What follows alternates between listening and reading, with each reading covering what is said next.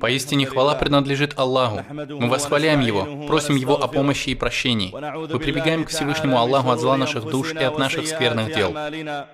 Того, кого Аллах поведет прямым путем, никто не собьет, а того, кого Он собьет, никто не сможет наставить. Я свидетельствую, что нет никого достойного поклонения, кроме Аллаха, у которого нет сотоварищей, который превыше того, чтобы иметь равного или подобного себе. Также я свидетельствую то, что Мухаммад Его раб и посланник, Его избранник и любимец, ответственен за Его откровение. Господь отправил Его в качестве милости для миров и довода для всех Своих рабов.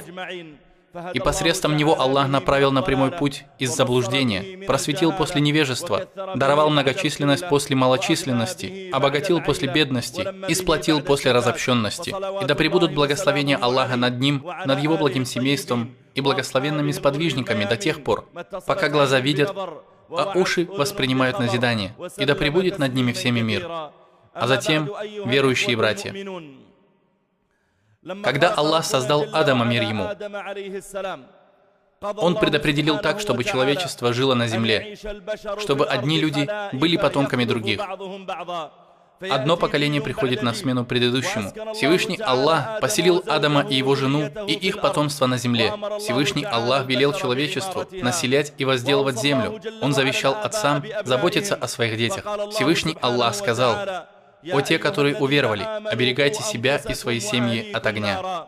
Аллах велик Он и славен, описывая предыдущих пророков, упомянул, что они уделяли особое внимание своим детям. Аллах рассказал, как Ибрахим, мир ему, отец пророков, обратился к Аллаху с дуа и сказал: «Господь наш, я поселил часть моего потомства в долине, где нет злаков, у Твоего заповедного дома. Господь наш, пусть они совершают намаз». В другом своем дуа Ибрахим, мир ему, сказал: «Господи, включи меня и часть моего потомства в число тех, кто совершает намаз. Господь наш, прими мою мольбу». Всевышний Аллах с похвалой отозвался об Исмаиле, мир ему, сказав: «Помяни в Писании Исмаиля. Воистину, он был правдивым в обещаниях и был посланником и пророком. Он велел своей семье совершать намаз и выплачивать закят». Аллах также сказал, давая приказ нашему пророку и господину Мухаммаду, да благословит его Всевышний Аллах.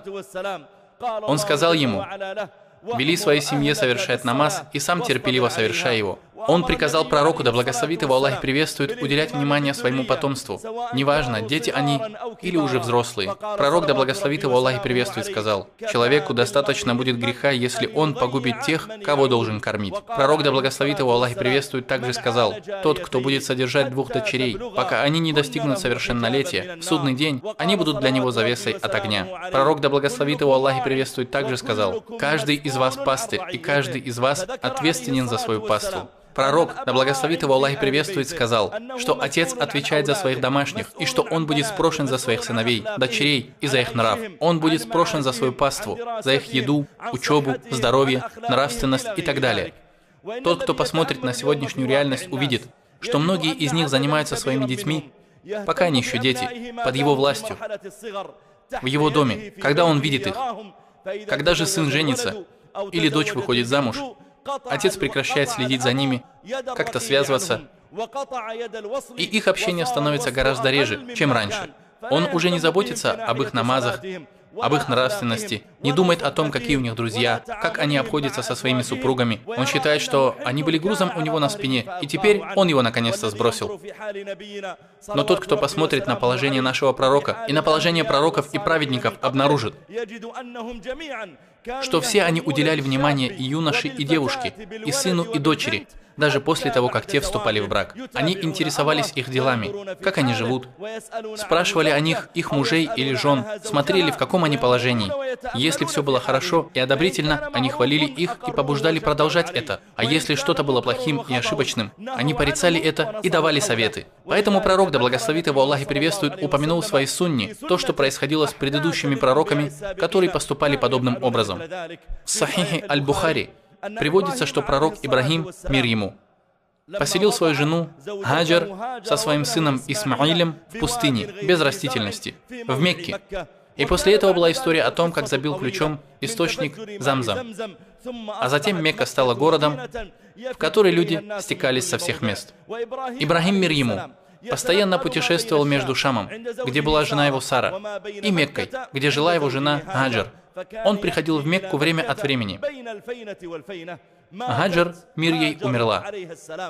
И племя Джурхум женило Исмаиля на одной женщине из их племени. Так у сына Ибрагима появилась жена. Пророк, да благословит его Аллах и приветствует, рассказывает: Ибрагим прибыл в Мекку, чтобы посмотреть на то, что у него там осталось. На то, что он оставил. Что это? Имущество? В Мекке у него не было имущества. Дома, дворца, сада и так далее. Всего этого у него не было. Он сказал, чтобы посмотреть на то, что он оставил там. В Мекке у него не было ничего, кроме этого ребенка. Его сын вырос и женился. Но отец продолжал заботиться о нем даже после его женитьбы. Пророк, да пребудет над ним мир и благословение, сказал: он пошел туда, чтобы посмотреть на то, что он оставил там.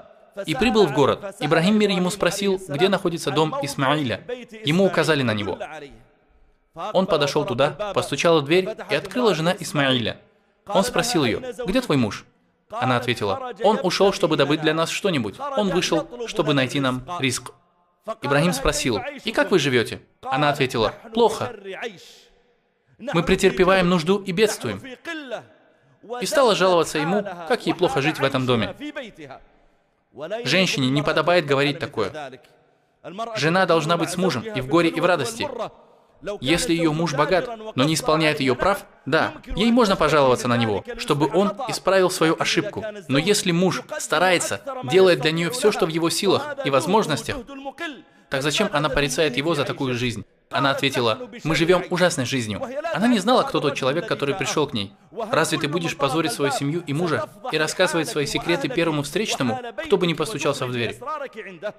Ты не знаешь этого человека, но рассказываешь ему, как ужасно вы живете, в бедности и мучениях.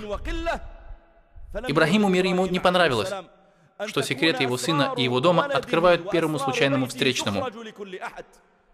И он сказал ей: когда придет твой муж, передай ему от меня салам и скажи ему, чтобы он сменил порог у своей двери. Жену он иносказательно назвал порогом двери, потому что если ты проходишь мимо дома и видишь, что порог у двери или лестница до дома грязная,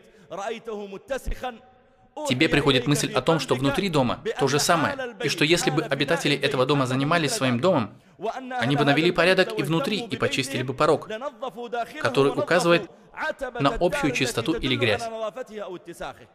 Если же ты пройдешь мимо какого-нибудь дома и увидишь, что порог дома чистый, тебе начнет казаться, что то, что внутри дома, еще чище.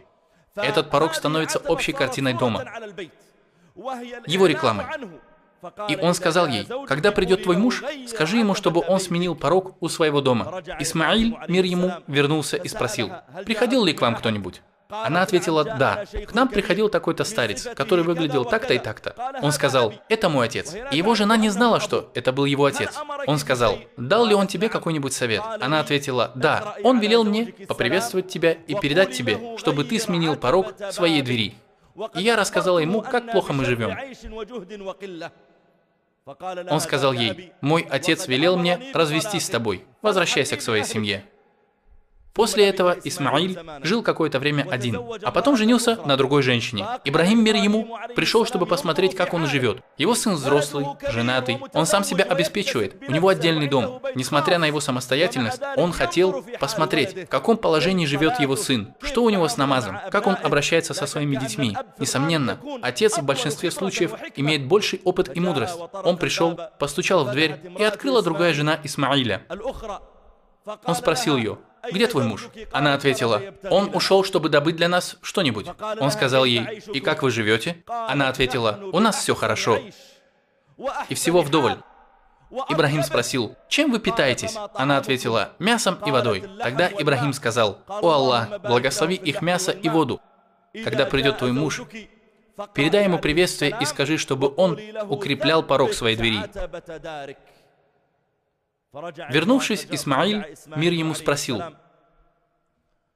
Он что-то почувствовал и спросил: приходил ли к вам кто-нибудь? Его жена ответила: да, к нам приходил человек, который выглядел так-то и так-то. Исмаиль сказал: это был мой отец. Дал ли он тебе какой-нибудь совет? Спросил ли он тебя о чем-либо? Она ответила: да. Он спросил меня, как мы живем. И я сказала, что у нас все очень хорошо. Исмаиль сказал: посоветовал ли он тебе что-то? Она ответила: да. Он сказал, чтобы я передала тебе приветствие от него и сказала, чтобы ты укреплял порог твоего дома или двери. Исмаиль сказал: это мой отец, и он велел мне не расставаться с тобой. Таким образом, сунной пророков, о мусульмане, было то, что они проведывали, как живут их сыновья и дочери, даже после того, как те вступали в брак. Вы знаете, что Муса, мир ему, который женился на дочери праведного человека, после того, как напоил скот 2 девушек. Затем он пришел к их отцу, и тот сказал ему: «Воистину, я хочу сочетать тебя браком с одной из моих дочерей этих, при условии, что ты наймешься ко мне на 8 лет. Если же ты останешься на 10, то это будет милостью от тебя. Я не собираюсь обременять тебя». Так Муса, мир ему, пробыл у своего тестя 10 лет и пас овец. Отец его жены смотрел на нрав своей дочери, на то, как она обращается со своим мужем, наставлял ее и не забывал о ней. Когда же Муса, мир ему, отработал эти 10 лет, он захотел вернуться к своей семье в Египет. Эти годы он провел в Мадьяне, в восточной части Египта. Он хотел вернуться к своей семье, и тот праведный человек продал ему овец, чтобы он взял их с собой в дорогу. Аллах сказал: когда Муса отработал срок и двинулся в путь со своей семьей, то есть со своей женой и детьми, и тот праведный человек материально помогал своей дочери и ее мужу. Это не позор, если муж твоей жены беден или у него мало денег, и чтобы ты дал ему денег и сделал им что-то хорошее. Проблема в том, что мы видим, как в наше время некоторые люди женят своего сына, на свои деньги предоставляют ему жилье в их доме, или, возможно, строят ему отдельный дом, покупают ему машину. Даже если у сына маленькая зарплата, сын не стесняется пойти к своему отцу, попросить денег, и он ему даст. В то же время отец не обращает внимания на то, где живет его дочь. Возможно, все ее братья имеют дома, каждый из которых стоит больше $1 000 000 реалов. А дочь ютится в тесной узкой квартирке в старом районе и видит при этом, как ее братья и их жены купаются в деньгах отца, но она всего этого не получает, потому что ее муж беден. И отцу ее положение неинтересно. И когда дочь приходит в гости к своим братьям, она видит богатство у своих невесток, видит браслеты, золото, дорогие сумки, а сама она не видит всего этого. При этом знает, что большинство их имущества – это имущество ее отца, которое его сыновья берут у него, а ее муж снимает жилье, оплачивает все счета, покупает разные необходимые вещи, и она не может жить так же, как ее братья. Так побойтесь Аллаха и будьте справедливыми со своими детьми, как велел это наш пророк, да благословит его Аллах и приветствует. Дочь имеет право на содержание, даже после замужества. Она имеет право на безбедную жизнь, даже после замужества. Если же сыновья получают от отца дорогие машины, дорогие дома, счастливую жизнь, и все это перед глазами дочери, но ей от этого ничего не достается, если справедливость между детьми не соблюдается, то это харам. Так бойтесь Аллаха и будьте справедливы со всеми своими детьми. Наш пророк, да благословит его Аллах и приветствует, осведомлялся о положении своих дочерей после их замужества. Он узнавал о ее религии, намазе, поминании Аллаха, семейных отношениях с ее мужем. И пророк, да благословит его Аллах и приветствует, не игнорировал все это. Однажды ночью он, да пребудет над ним мир и благословение моего Господа, пришел в дом Али и Фатимы, постучался, ему открыли. И оба они не спали. Пророк, да благословит его Аллах и приветствует, спросил: «Вы же делаете ночной дополнительный намаз?» Даже после замужества дочери он говорил ей и ее мужу: «Вставайте, сделайте ночной намаз. Не сделать ли вам намаз?» Али, да будет доволен им Аллах, сказал: «Наши души в руках Аллаха, и если Он пожелает, мы проснемся». И пророк, да благословит его Аллах и приветствует, ушел, ударяя себя по бедру и говоря: «Но человек больше всего склонен припираться». Здесь мы видим, что он давал им советы даже после их брака. Пророк, да благословит его Аллах и приветствует, однажды отправил своих сподвижников на Газават. После него они обратно привели с собой пленных. Али, да будет доволен им Аллах, сказал Фатиме: «Не устаешь ли ты, перемалывая вручную муку на мельнице? Не устаешь ли ты собирать корм для коня?» Она ответила: «Устаю». Он сказал: «Не хочешь ли ты слугу?» Она сказала: «Ты не можешь его нанять?» Он сказал: «Сегодня твоему отцу привели пленных, иди к нему и попроси у него слугу». Фатима, да будет доволен ею Аллах, постучала после фаджра в дверь нашего господина, посланника Аллаха, да благословит его Аллах и приветствует, но его не было дома. Фатима рассказала Айше о том, что она хочет. И когда пророк, да благословит его Аллах и приветствует, вернулся, поздним вечером, уставшим, Айша рассказала ему, что приходила Фатима. Она сказала, что Фатима хочет себе слугу из этих пленных. Пророк, да благословит его Аллах и приветствует, не сказал про себя: «Какая незначительная тема. Это не срочно и не обязательно. Я увижу Али утром и поговорю с ним». Нет. Он, да пребудет над ним мир и благословение Аллаха, тотчас вышел и пошел в ночной мгле к дому Али и Фатимы. Постучался в дверь, ему разрешили войти. Он сел между ними, и они были на своей постели. Он спросил: «Не указать ли мне вам на что-то, что лучше, чем слуга?» Они сказали: «Конечно». Он сказал: «Когда отправитесь ко сну, то скажите: Субханаллах 33 раза, Альхамдулилля 33 раза и Аллаху Акбар 34 раза. Воистину, это будет лучше для вас, чем слуга». Завет поминать Аллаха, затем молиться. Он справлялся о положении своей дочери, о ее отношениях с мужем. Некоторые дочери стесняются говорить своим отцам, в каком положении они находятся при своем муже, в какой ситуации находятся их дети. Их отцу следует самому справляться об этом.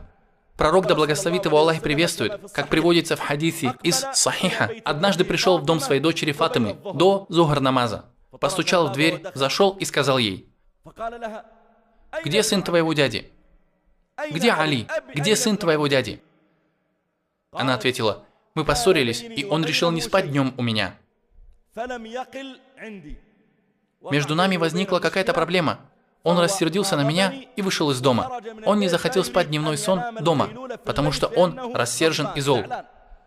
Она сказала: «Мы поссорились, и он решил не спать у меня». Пророк, да благословит его Аллах и приветствует, не сказал: «Как это? Дочь посланника Аллаха, да благословит его Аллах и приветствует, это высочайшая честь для Али, жениться на ней».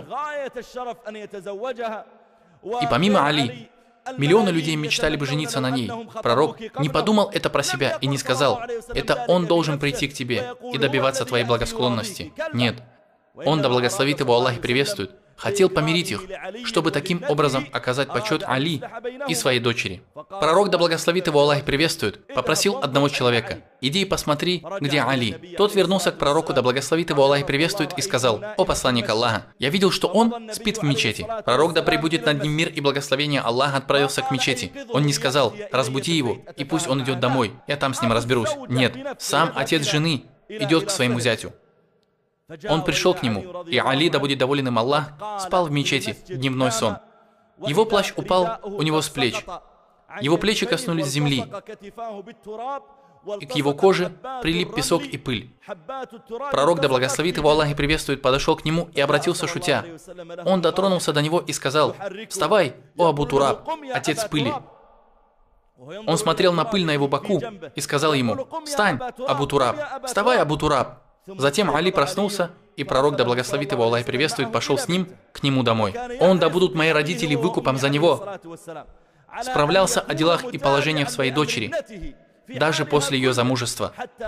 Даже если она сама не приходила и не жаловалась ему, он шел сам и проверял, в каком состоянии она живет. Фатима не приходила, не стучалась и не говорила: «О посланник Аллаха, мой муж поссорился со мной, вышел из дому, и я не знаю, где он». Нет. Это он сам спрашивал ее у нее дома и справлялся о ее положении. Я прошу Всевышнего Аллаха помочь нам в том, что Аллах предписал нам всем в обязанность по отношению к нашему потомству и сохранить нас и наше потомство от всякого зла. На этом я заканчиваю. Я прошу у великого Аллаха прощения для себя и для вас от всякого греха. Просите у него прощения и кайтесь перед ним. Воистину он прощающий милосердный.